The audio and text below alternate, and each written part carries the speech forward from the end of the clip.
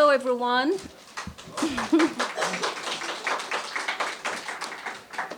Thank you for coming out. My name is Marcia Douglas, and this is Chika Unigwe. And we are on Sisters Street. So I think maybe the best way for us to start off is to introduce ourselves by way of our books. Okay. So maybe I'll say a little bit about my latest book and read just a little passage from it, and Chika will do the same. Okay. So this book is The Marvellous Occasions of the Dread. It is subtitled A Novel in Bass Riddim. It is set in Jamaica, where I grew up, and it takes place in Kingston, a specific place in Kingston, Halfway Tree, which is a very busy square occupied currently by a Victorian clock tower built in 1913. And the clock was built in memory of King Edward VII. So it's a colonial symbol. This story imagines that the clock tower is the habitation of various duppies, including Bob Marley. However, so there are all sorts of historical figures who inhabit this book. I'd like to concentrate for this panel, though, on the female characters, one of whom is Lena. She is a Rasta woman. The book actually traverses generations of women. So there is Angela, Lena's daughter, Sister Vaughan, Lena's mother, Granwyn, Sister Vaughan's mother, and it goes on back as far as slavery and the Middle Passage, actually. So I think that I will read for you a passage from the Middle Passage.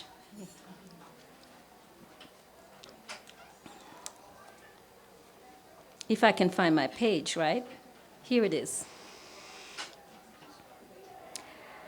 Atlantic Lullaby, 1790, G major. There is a remembrance that goes this way. 184 slaves on board the Sarah, 38 less than at departure from Calabar. They bring some of the sick ones on deck to wash them down, douse them with vinegar water from a pail. The far gone ones are made to jump overboard. A child watches as her too feverish mother is forced to jump. They lash her mother's legs to make her move. The whips make her feet dance the wet deck. Soon she is up against the stern, for there is nowhere else to go. The captain makes her straddle it, such long, dark legs, like memory. When the vessel leans to the side, the baby mother dips, then flies over the water. The green-blue parts and covers her nakedness. For a moment, all silent, the sea, mad mute. When at last her head rises above, the child shrieks an alarm, sounding all the way to yet to come. Cold rain falls on the Atlantic, and a wind rushes in from the edge of the horizon. A sailor has arms quick as whips. He holds back the child with a firm grip. The others watch from the deck. Iya! Mama! The girl child calls, her legs kicking hard against the man's belly. But by then, Iya is already washed away, far under the deep, deep, salt water in her lungs, and she cannot hear. And I'll end there. Wow. That was lovely. It's really beautiful. So I'm going to be reading from On Black Sister Street, which is a novel about four mostly Nigerian sex workers who end up in in Antwerp in Belgium. And the majority of the African sex workers in Antwerp, especially the illegal sex workers, come from Nigeria. And this was something I found out when I started researching the novel. And I'm going to read a passage where one of the four protagonists is thinking of quitting. And anyway, her name is Sisi. Sisi tossed in her bed all night, thinking about her decision, her certainty of before gone. It occurred to her that the other women might not like it. By going to the police, she would be forcing them to give up their jobs, and she wasn't entirely sure she was ready to take on that responsibility. She had look. She had a future after this, but the rest, what did they have? Who did they have? Joyce, who had confided in her that she had no family anywhere on the face of the earth. What would happen to her? And Amma, Efe. The house on the Zwarte Zusterstraat was like a family home. The communal kitchen and the shared living room bound the women. They met there when they yearned for company, but could always retire to their rooms for some privacy. It was where they could escape the glare of the Schipperskwartier, live a life that did not include strange men with sometimes stranger requests. She remembered the party they went to in Braschaat the week before. The Ghanaian community was installing a new chief, Nana something or the other. She could no longer remember. But she and the three others had sat together, a family, trading jokes and having a laugh. They had gotten the invitation through Madame, who had been invited by a friend of hers. They had their fun. She had no right to put a stop to all that just because she was fed up and in love. What would happen to Joyce's dream of owning a boutique? Look could not assure Sisi that she would not be deported. She was an illegal immigrant after all, and so were the rest. There was no way she could avoid implicating them if she went to the police. She lay face up in bed and studied the cracks in the ceiling, watching them merge into whole pictures clear as day. She put her palms under her head while she waited for the slow coming dawn to steal across the sky and send her out of bed. Maybe she could just walk out without a forward in her dress. She could move in with Luke. She would move in with Luke. He will marry me. In 5 years, I'll be a citizen. She wouldn't have to work hard only to send her money to Delhi. The man was fleecing them. How much did it cost him to get a passport, get a visa? She was aware that he was bringing in girls almost on a monthly basis. There was no reason why she should work to line the pockets of a man whose pockets were already bulging. And up until now, she'd never defaulted on her payment. And she always paid more than the minimum because she wanted to be done with it in the shortest possible time. That meant that what she saved was minimal. The gold earrings and necklaces on the Pelikanstraat were still beyond her reach, though she was one of the hardest workers in the industry. In the winter, she tried to forget the cold and displayed her body in front of her window, push-up bras and tiny thongs, wrapping her gold-plated ringed middle finger on the window to attract the men. Rat-a-tat, see me here, let me be the one to satisfy you tonight. She'd swallowed her pride, chucked her shyness in the bin and gotten on with her job. She was a model worker, the perfect employee, with a bit of sunshine for every client. Thank you. Thank you. Lovely.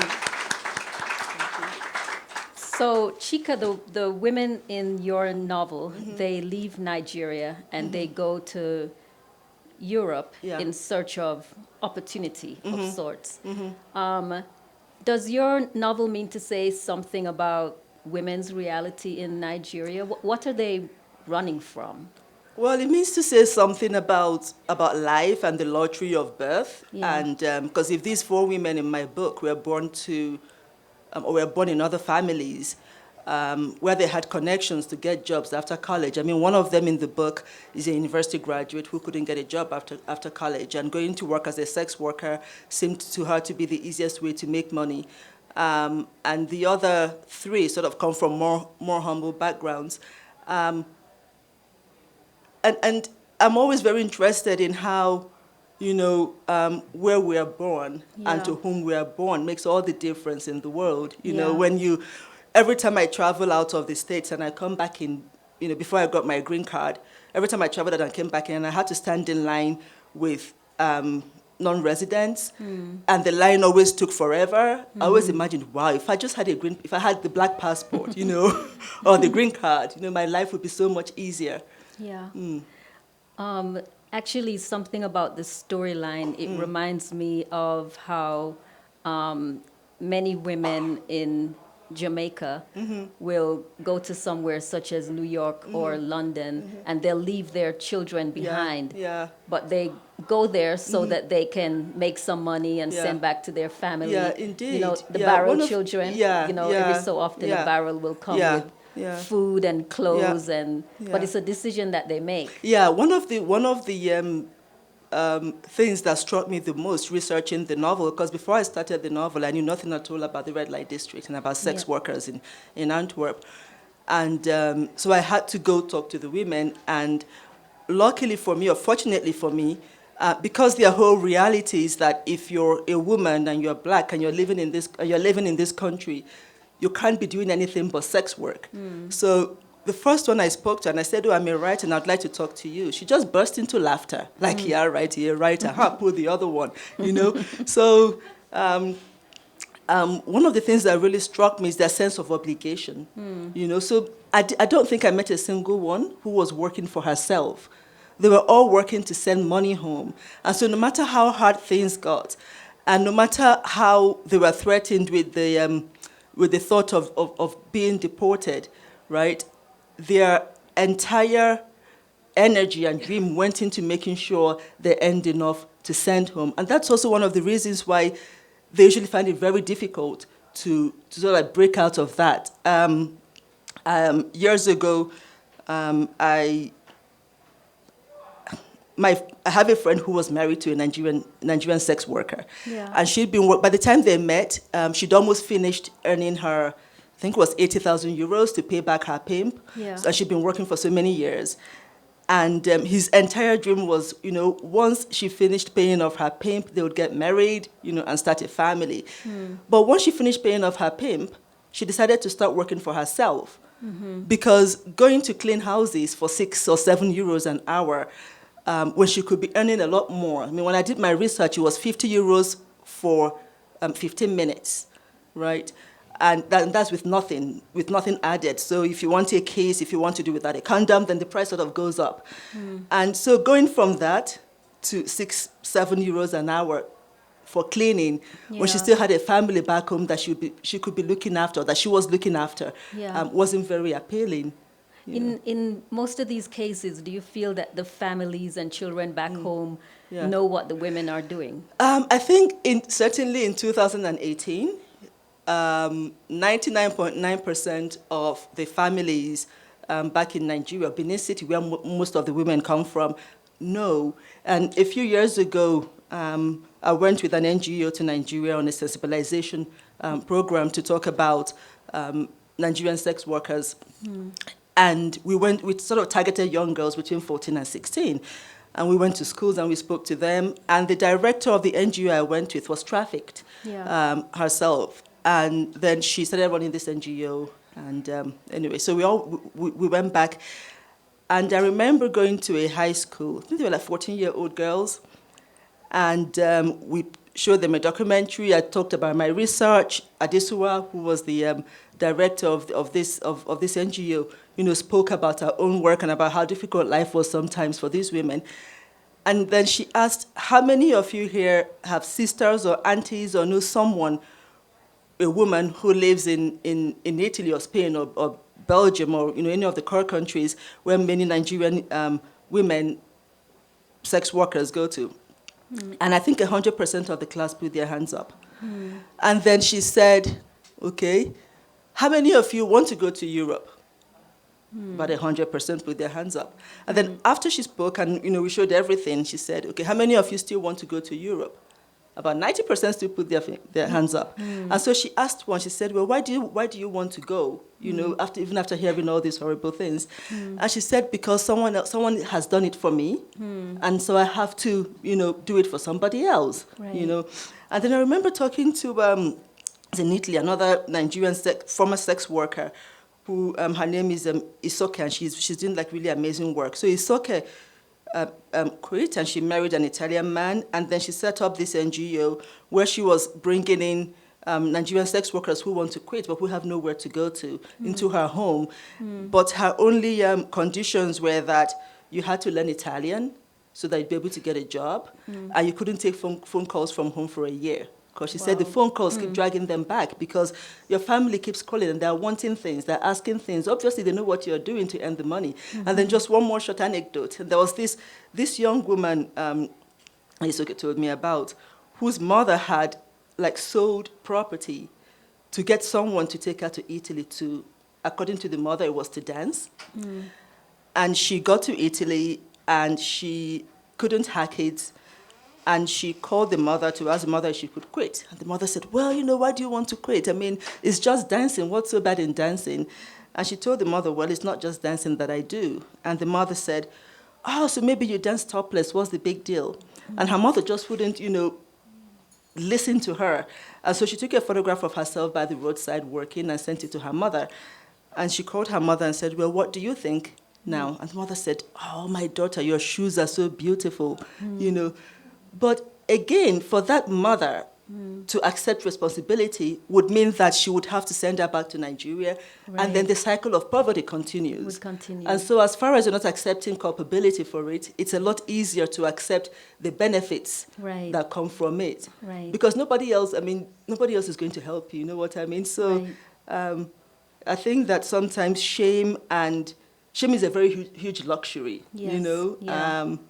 And if you have opportunities and you have options, and it's very very easy to say, wow, this woman is crazy, or this, Right. But I remember one of the women asking me when I asked, so why do you do this? And she said, if your father was ill and needed medication and couldn't get it, but you could by sleeping with someone and getting the money, would you do it? I was like, wow, okay, Yeah. There's listening to you speak, there is an Edwige Danticat story I'm reminded of. I'm forgetting the title of the story, but the mother takes care of, she's a nanny to a young boy during the day, but she hides that from her daughter.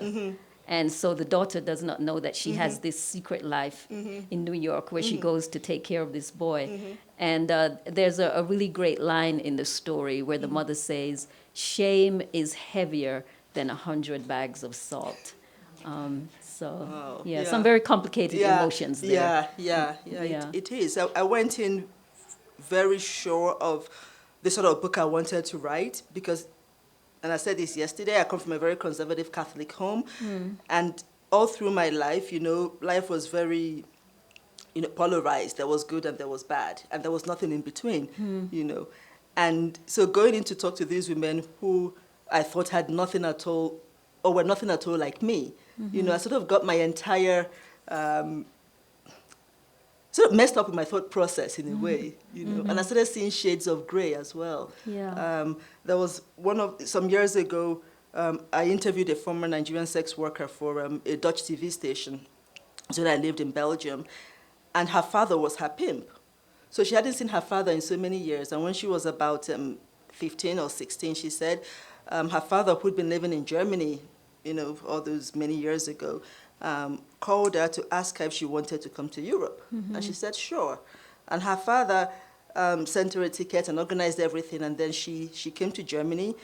And she said the day she arrived, her father took her passport and tore it and said, you're nobody here, nobody knows you here, so here you don't belong. And then after 3 weeks, her father said, don't you want to see a bit more of Europe? You're always sitting at home. She said, sure. Her father said, okay, I'm going to send you to a friend of mine in Antwerp. And she'll look after you and she'll show you Europe. And the same day she arrives, at night, the woman gives her clothes and tells her, well, tonight you're going to Etkeltuche to go and work. And she said, well, my father didn't bring me here to work as a prostitute. He said I was coming to go to school. And the woman said, well, call your father and ask him. This is what he does. He's a pimp. This is how he makes his money. And so she called her father, and her father said, but don't you want to make your own money? You don't want to have your own, fine house and car and everything? And she said, yes. Father said, well, so do what other girls do. And so she went to work, and she said that many of the other women like really envied her because she didn't have to pay back a pimp, you know, and it was her father, so he was very nice to her, and all the money she made had to go to this woman that she was living with to keep for her because she didn't have a bank account. And then one day she said a client gave her extra money, like lots of money, and she went and she bought, it was winter and she was cold, and she bought a pair of pants. And then she goes back to this woman's house and she's wearing these new pants. And the woman asked her where the pants are from. She said, well, a client gave me extra money. And she said, really? So you've grown wings? You think you can just, go away and, treat yourself and. And she stripped her, searched her to make sure she wasn't hiding any more money. She said, put her hands in her vagina, everything, and then locked her up in a room as punishment without clothes. And the next morning she told them, and she said, I don't want to work anymore. And because her father was her pimp, she could very easily quit. Yeah. And she said, well, I want all my money because I don't want to work anymore. And the woman said, well, all your money has been going to your father. And you don't have any access to the money. So it's either you continue working or you find somewhere else to live. And so she went back to the client who had put her in trouble by giving her extra money. And that man married her. He housed her and then he eventually married her. So we had this interview. He was the one that brought her to the hotel where we had the interview. And I asked her, I said, well, do you hate your father? And she looked at me. She was like, of course I don't hate my father. She said, back in Benin City, I had nothing. And now I have my own house, I have a husband, I have, all the good things. And when she went to use the bathroom, her husband said, it's funny that you should ask her that, because up until today, I still drive her to Aachen, which is where her father lived, to clean his house from gratitude, to say thank you for bringing me out of penury, So it's... astonishing. Yeah, it is astonishing, yeah. One thing that I notice in your novel is that through all of this, the women characters, there's a certain level of bonding and community shared between them. Can you speak a little bit about that, about women's bonding and how they connect? Black women's bonding in particular.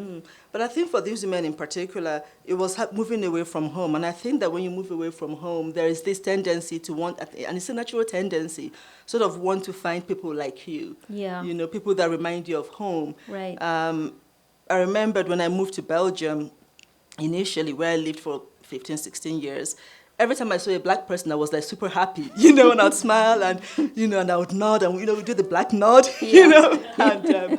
and it didn't matter. It didn't matter whether or not you had anything in common with this person beyond, skin color. Yeah. And if this person was Nigerian, it was even, right. It was even better. And I remember I came very close to tears once when I heard two men speaking in a very Nigerian English, right? And we offered them a ride. Yeah. And I'd heard them talking, and I saw them waiting for a ride, and I told my husband, I think they're Nigerian, let's give them a ride. Yeah. And they came in the car, and we started talking, and I said, oh, where are you from? And all I wanted was confirmation that they were Nigerian, and also where in Nigeria they were from. I suspected that they were Igbo, like me, from the southeast. And one of them said, we're Portuguese. And I really wanted to cry. I was like, oh my goodness, But then I realized, it took me a long time to realize that many undocumented immigrants in Belgium lie about where they come from to other black people because they don't know who to trust. Right, they don't know if they can trust you enough. Yeah.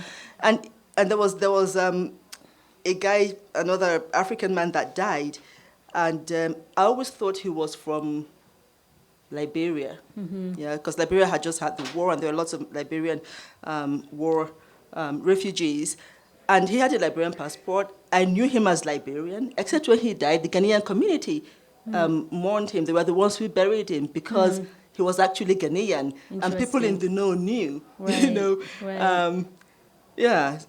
But you mentioned language, and there is something about language which can be bonding. For example, in reading your book, as a Jamaican and reading your book, one thing which bonded me to your book is something of the language, because it shifts in and out of the standard English and the vernacular. I don't know if you would call that pidgin English. We don't use that term in Jamaica. People they'll say patois, Creole, or I like the term nation language. But anyway, there's something about the pidgin here that I understand because it has the same sort of rhythm and sensibility of the Jamaican vernacular. And I felt very bonded to the text because of that through the language.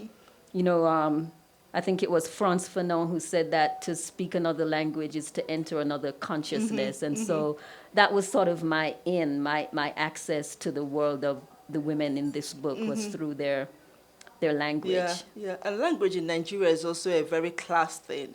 So you can tell the class someone belongs to by the sort of English that they can speak. Right. You know, so people who I mean, if you come from a good home, right. You'd be forbidden, for example, to use pidgin English for parents to be educated. You know, my father would have been mortified to hear us speak pidgin English, and his brother was even worse. If a pidgin English program, so my uncle, whenever we went to visit him, if a pidgin English program came on TV, he'd switch it off because it wasn't the sort of right sort of English to speak, you know. Right. And I think in the novel also you sort of use it to sort of like also sort of show the classes that these women belong to and how some of them are, you know, a lot more fluid. Like Sisi, who has an education, can sort of like move in and out of the registers in a way that Efe, who has minimal education, isn't quite able to do. Right. Yeah, I see how that works as well. And I think some of those structures might be similar in Jamaica too,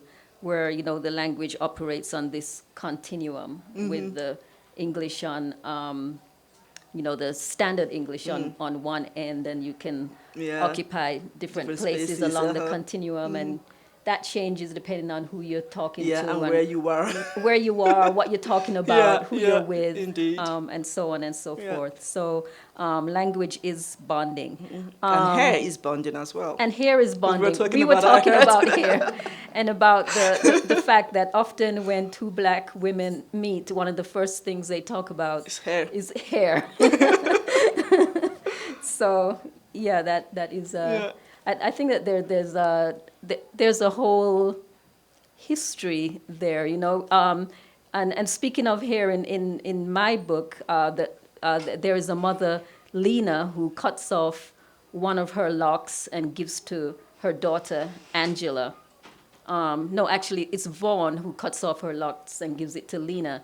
And she says to her, if anything happened, remember who you is. Oh, wow. Because there's something about your hair. Yeah, of course. You know, which carries your history and which is a reminder. So of course. And it also carries spiritual power. I remember that some of the women in Benin City who spoke to us, like even after the novel was done, for like other nonfiction projects, talk about being taken to a voodoo priest, and he would use their hair, so hair from their heads and hair from their pubic hair, to make some sort of concoction to swear them to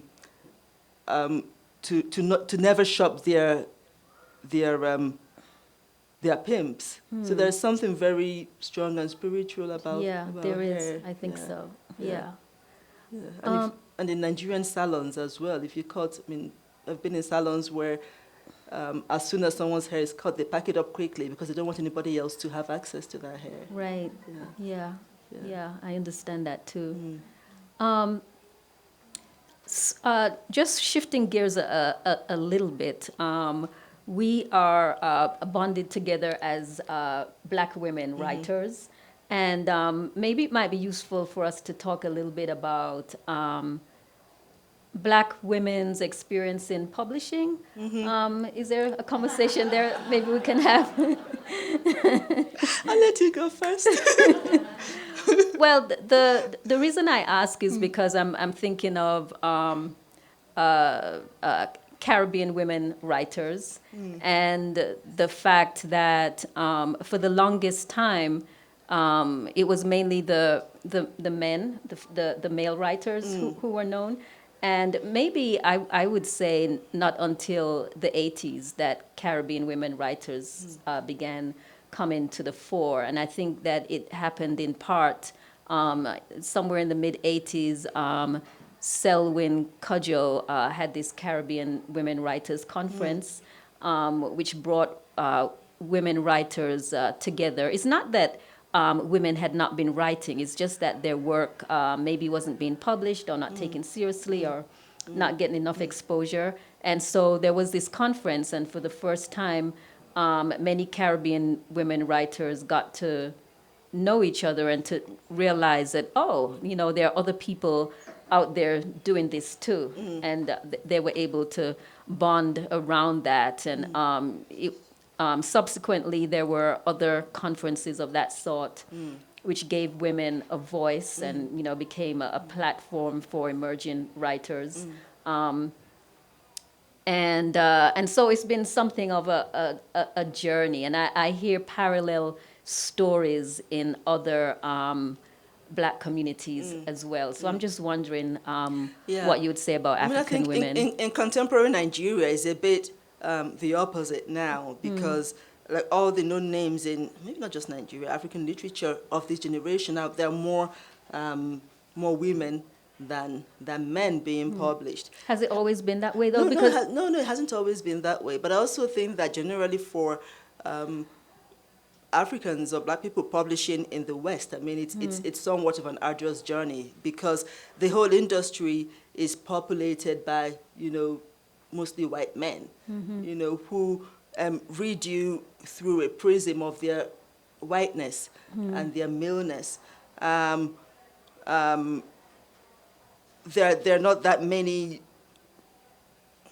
Black agents or African agents, for starters. So at every step of the way, you're sort of meeting obstacles of people who don't share your cultural experiences, or and who are having to ask you to explain certain things that, you know, should be taken for granted. Yeah, I think we're definitely in need of more Black agents. I think agents, editors, publishers, and while we're waiting for that, we need more allies. You know, I think as in everything else, you need people who are already in the inside to be your powerful allies. Right. Yeah, and that goes back to the whole notion of community as well. Indeed. You know, I do feel that we thrive when we connect and when we have community. I agree totally. Yeah. I don't know how much time we have left, but do we have enough time for an? Yeah, just about 25 minutes left. So Okay. 10 minutes and then question. Okay. Can we maybe have another short reading? Do you have something else you'd like to read? To close with that. Yeah, let me see. You want to start first while I grab mine? Okay. And then go to Q&A. Yeah. Okay, so I have another very short one, and it's sort of a follow-up to the one I just read, which was a Middle Passage experience and the young girl losing her mother in the ocean. This one is a more contemporary child, and her name is Angela. And this piece is called When I Call Your Name. Mama, Mama, can you hear me? At what speed does love travel underwater? They say there is a laughter only River Mama can hear. They say if you play a record backwards, there are words there, and there are secrets in the scratchy silences between songs. There is a rhythm that loops from Hirsa all the way across centuries. Old people heard it, layered under night rain. If a sound is an echo, is it still real? Copies of sound? And if you found my voice in a fissure in your sleep, will it be less real? Remember the baby mothers who were forced to jump off the ships? Sometimes I hear their children calling, Mama! Here's what I know. When I call your name, my voice is their echo. It's lovely. Okay, I'm going to read something completely new. It's not published. It's part of a work in progress. And so you're my guinea pigs. If you all look like you want to stone me, then I know not to continue with the work. But anyway. So, Ugo lived in the US, Atlanta, which she told me was just like living in Nigeria, only with no power cuts. In the summer, it gets so hot, she says, that they call it Hotlanta. Atlanta so hot and so full of Nigerians, Ugo said, that it was easy for her to forget that she was abroad. Every week, she got an invite to a Nigerian party. Graduation party, birthday party, anniversary party, memorial party, funeral party, celebration of life parties for parents and grandparents who died in Nigeria, and to which Ugo went with $50 sealed in an envelope as her contribution. The pharmacist at Ugo's local CVS was a Yoruba woman, Yinka. The nurse who saw her the day she rushed herself to the ER, thinking she was dying of appendicitis, turned out to be a really bad stomach bug, was an Igbo man, CJ, who once he found out she was Igbo too, asked her if she was married. He was looking for a wife, he said, and although America was full of beautiful women, Mami Wata women who looked like Halle Berry and Beyonce, women any man would be proud to put up photos of on Facebook and show off at parties, finding a marriageable one was torture.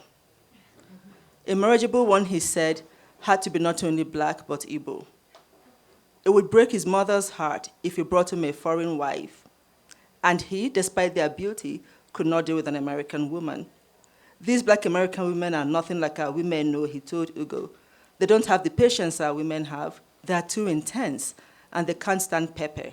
Why marry a woman who can't stand a bit of spice? Ugo looked like she would make someone like him a really suitable wife, he said. Ugo lied and told him that she was already married. It freaked her out, she told me, someone proposing to her just like that. How could he, after 2 hours, decide that he wanted to marry her? Crazy, she said over the phone. And I could imagine her shaking her head at the incredulity of it all.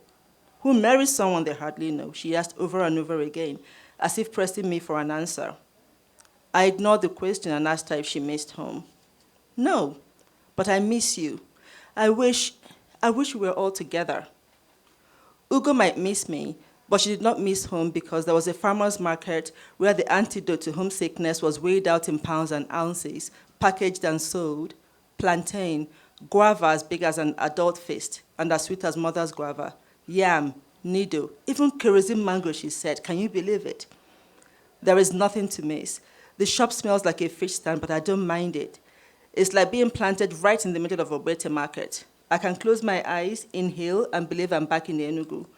When she had a yearning for suya, she went to the store on Roswell Road, owned by a Nigerian, and where the best suya ever was to be found. The beef is not roasted till it's too tough to eat, like that man at the estate used to have, she said. So really, what's there to miss?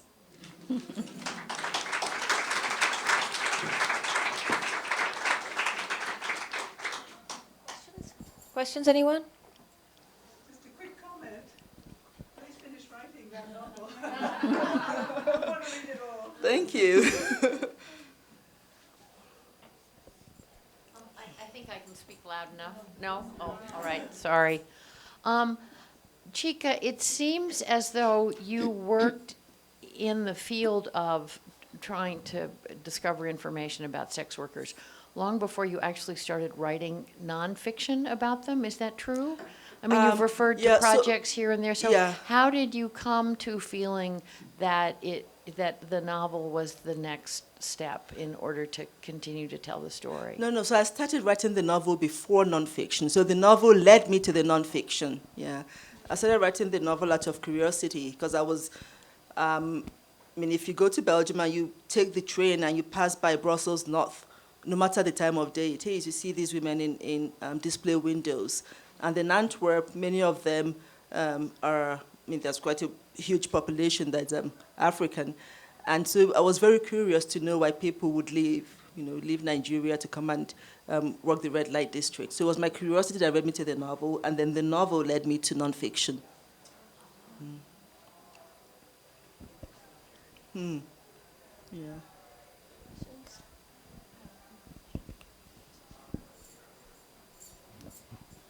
It's interesting to me that you mentioned that clearly the Belgians know what's going on if women are in the window, and yet they're undocumented.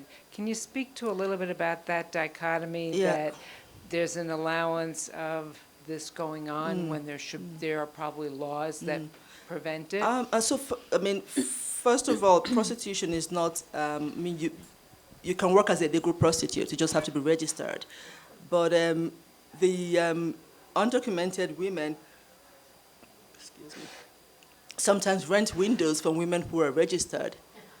And then the ones that work from cafes are certainly undocumented, that's illegal. But there's this tendency to think of corruption only as something that happens in other countries. The police in Belgium are very much know what's going on. Someone told me, one of the women I spoke to told me of a policeman catching her. She was going to go to London with a fake passport, and they caught her at the train station, going to take the train.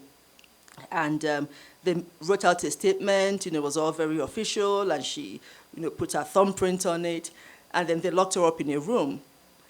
And after a while, one of the men who locked her up came to the room and said, you're so beautiful. If I clock off at midnight, and I'm going to take you to a hotel room, if you're very nice to me, then I'll let you go. And she said, fine, she had nothing to lose. So while she was waiting for him to clock off, another policeman comes in and says, you always have so much money on you, you women, so how much have you got on you? She said that. She named an amount. And he took all her money, emptied her purse to make sure there was no money left, and then tore the statement in front of her and told her, go back and you can go back and continue your work. And so there is this sort of collusion, because without that, this would not thrive. Without collusion from law and order, this wouldn't thrive. And then, every once in a while, there'll be a raid, and some women would be deported, and then, people will be satisfied, and then after a few years, the cycle, continues. So there are raids done for show, but people are very much aware of what's going on. In Brussels, and I think this makes it into the novel, there was, I don't know if it's still there, because the person who told me wouldn't take me there. There was an auction house where Nigerian women who get, they for example, if a band was billed to perform, they would bribe the manager of the band to put their names on the list as performers, and then they would get visa, they come in, but they come in without having anybody looking after them. So they come in, and people know when a lot is coming in, and then they organize this auction where they're auctioned off and women are bought. And I said, well, so what happens if you're not bought? They're like, well, you're hoping to be bought, so they're all, they're paraded naked. They just have number tags around their necks, and you're sort of pirouetting and turning around and hoping that someone sees you and buys you, because what are your options? You don't want to go back to somewhere you've left. And if I could find out these things, then law and order obviously know that these things are going on. But someone is, at every step of the way, there's someone making money off of these women. And for many of these women, they also prefer that, because then you leave them alone to do their work in peace. Yeah. Are there many organizations throughout Europe that are trying to assist these women? Yes, yeah. In Belgium, one of the very good ones is called Payoke, is in Antwerp, and they try to help. But help can only go so far. Because, I also think that sometimes the narrative around sex work is the narrative of people without any agency. So many of these women have agency. They and I'm sort of trying to choose my words carefully, but they choose to come, right? Because they don't think they have other options, and if your agency is working to have them deported back to Nigeria with nothing, then you've only made life more difficult for them.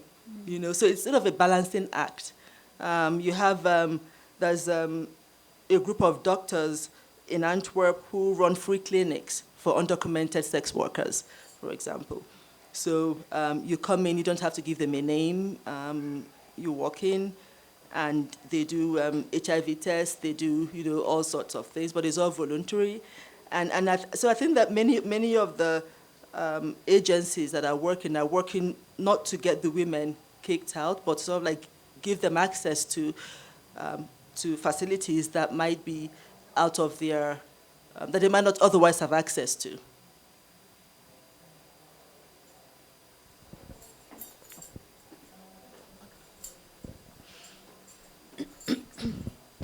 So it sounds like the women who are deported are not necessarily ostracized back home. It's accepted? Well, one of them said there's nothing worse than going back with nothing. So you don't want to be deported because you're going back with nothing. A few years ago, a friend of mine, he's a German filmmaker, he made this documentary about 4 Nigerian sex workers who were deported from Italy. But by the end of the documentary, one of the women had disappeared. So she'd gone back because she said that all the while she was home, her father would always complain about the amount of money he'd soaked into getting her out of the country, and suddenly she was back with nothing, and her story was, the stories were awful because she'd come through Niger, so it was Nigeria to Niger, and she said in Niger Republic she had to start already working as a prostitute for the most basic, for soap. She had to sleep with a man to get soap to bath. She had to sleep with a man for water because otherwise she would have to drink her urine. So so she did that, and then from Niger Republic to I think it was Morocco, then Morocco into Europe, and to go through all of that, and then work for a while, be deported, and then be willing to do that again, sort of says something about the level of desperation that that they face. Because I don't think it's easy for anyone, to sort of go through that and then choose to willingly do it again. Yeah. Chika, thank you.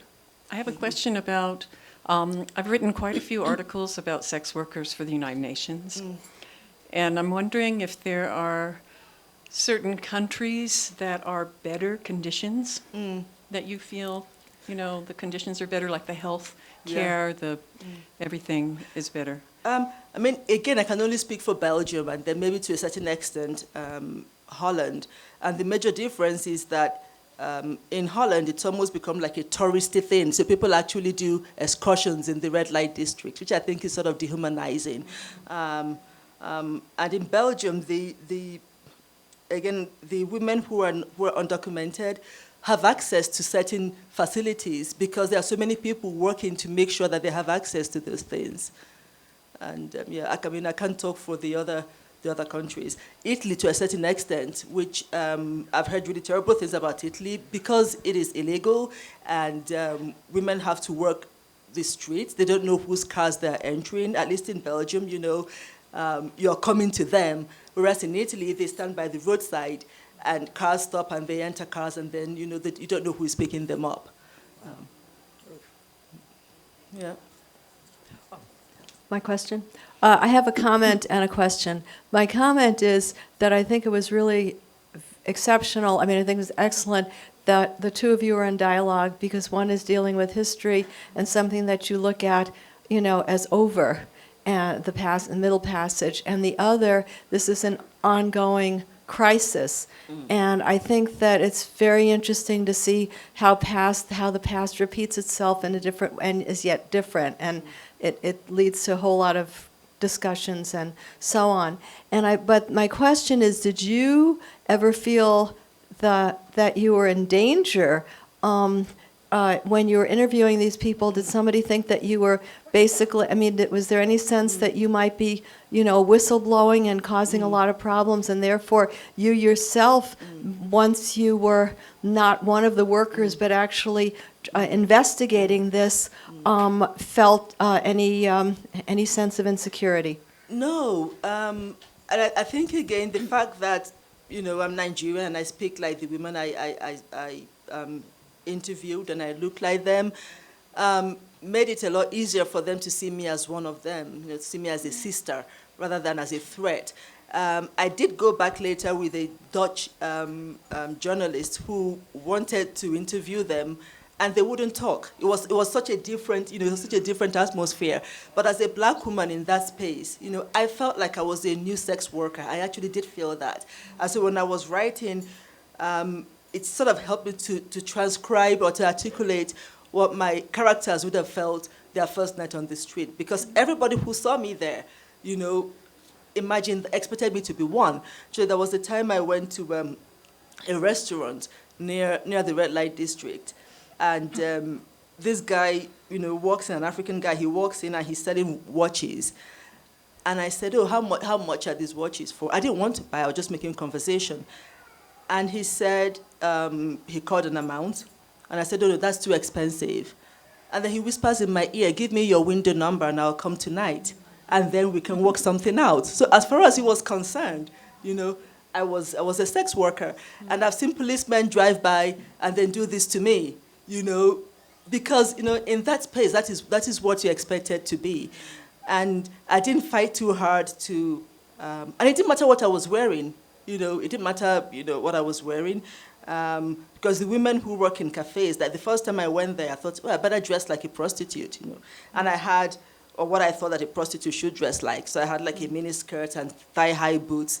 And I get there, and the women are all wearing jeans and T-shirts, So I felt completely out of place, And, and so it's, I think just the fact that, just being Nigerian and being black, and because these women, beyond going to church in Antwerp and going to work, they don't have an affinity with the wider community, and so they're not aware that there are Nigerian women doing other things, because this is their whole reality is circumscribed by the work that they do, On Sundays, there's this, it's been an explosion the past 15, 20 years of African churches, mostly owned by Nigerians, in Antwerp, and I heard recently from the director of Payoke that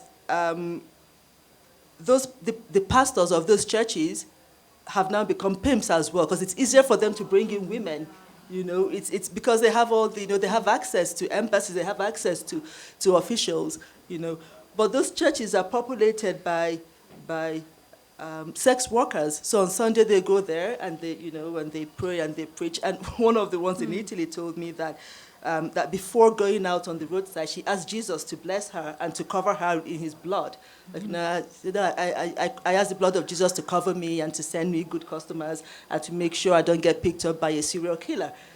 So it's a different world, and there is no distinction between religiosity and being a sex worker. It's all,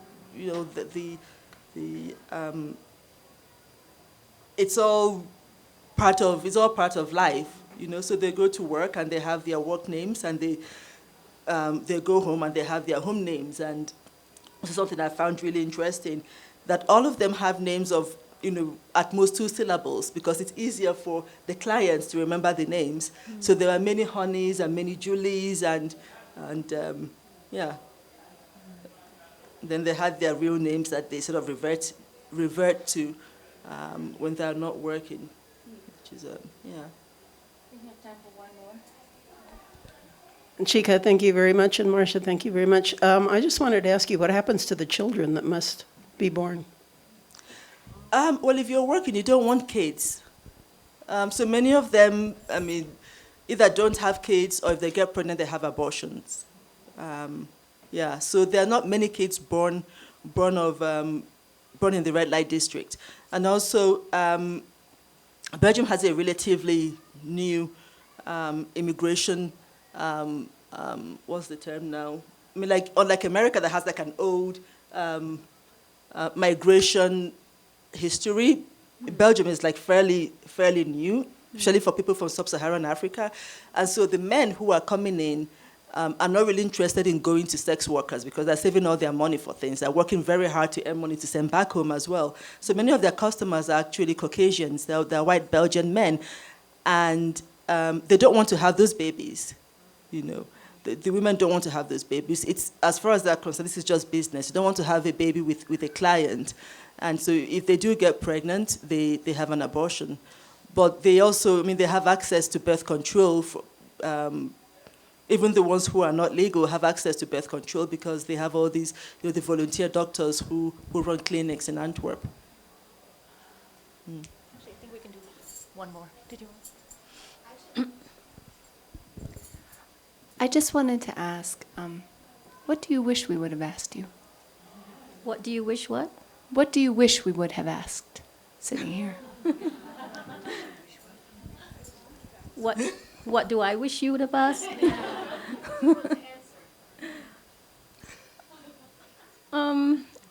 Well, actually, one thing that I would like to say is that I'm interested in how there's this Akan word Sankofa, which means that in order to move forward, you need to return to the past and retrieve what is there and bring it back. And so maybe that's another thing that I would like to put out there as well. You know, that maybe there is something between both of us, you know, that has to do with women's history, which is actually very much connected to the past, you know. And I think that there is a strength that women in contemporary times can get and can retrieve if we remember our foremothers and our ancestors, those baby mothers who swallowed salt water. Because I feel that there's a way in which the sex workers are actually swallowing salt water. You know, so I would end on that thought. Yeah. Thank you. Thank you very much. Thank you so much, Marcia and Chika. That was a wonderful, wonderful session.